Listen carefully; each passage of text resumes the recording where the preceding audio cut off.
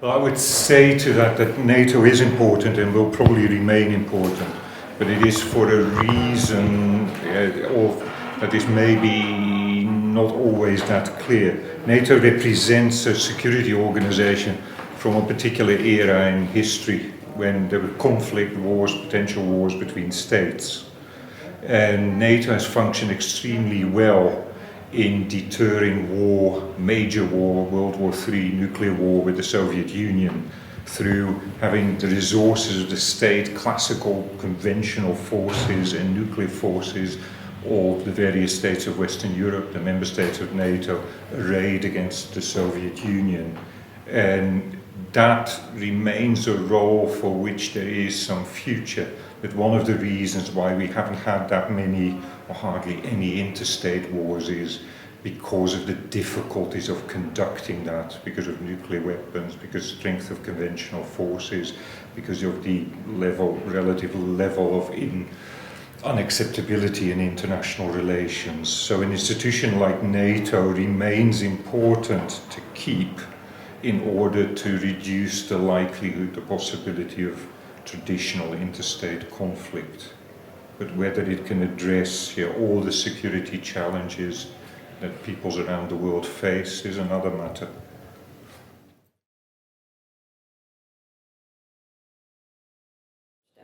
Right. It is very difficult to really categorize the risks, the security risks, the causes of war, of major armed conflict in sort of a neat grid and say these are the ones. There are a lot of ones we think we are familiar with, but actually the causes of war are things that you could argue are not so much something that originates in material issues, lack of resources, I'm poor, you're rich. Often what you see across history and what you could argue is sort of a general but exceedingly vague cause of war is perceptions of injustice.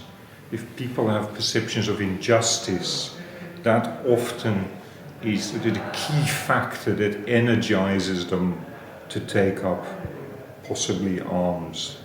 But what those perceptions of injustice can be can differ quite a bit. A jihadi who's a member of ISIS has a different perception of injustice from, say, a liberal polity with its soldiers that it sends over to Afghanistan or Iraq. So, and if you transpose it back into history, what in the Middle Ages was perceived to be unjust, has different tinges, quite a different character from contemporary perceptions of injustice. So what injustice constitutes is difficult, but it has to do a lot with perceptions rather than it isn't necessarily seems to be the case in my view.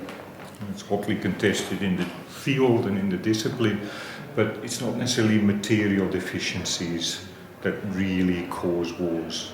It is perceptions of injustice. Now, second thing that should be added to this, that you're just feeling unjustly treated is a critical first step. So it requires arguably sort of a level of education, realization that there's something wrong with your position. And it is, one could say that for a lot of people are not too worried about many things for most of their lives. So the actualization of a perception of injustice is an important thing, and that doesn't just happen like that. Second thing that one should add is that this feeling that you've been badly treated or you're being badly treated still needs access to resources to actually create conflict. To go to war requires not just a cause, doesn't just require an aim you want to strive for, you also need to have the means to do something about that. And that is what stops many people and groups in their tracks. It's one of the reasons why terrorism, terrorist groups in the end don't really get very far. Most of them lose. Why? Because it is too few people, too few means that can't really make the conflict work. So you need to have a cause, perception of injustice that has social traction, that mobilizes people, that mobilizes resources to fight your war. And that is quite tricky. So what could be the major cause of war? It is whatever we make of it of the day is what we think is unjust. So that makes it Thank you very much. choice.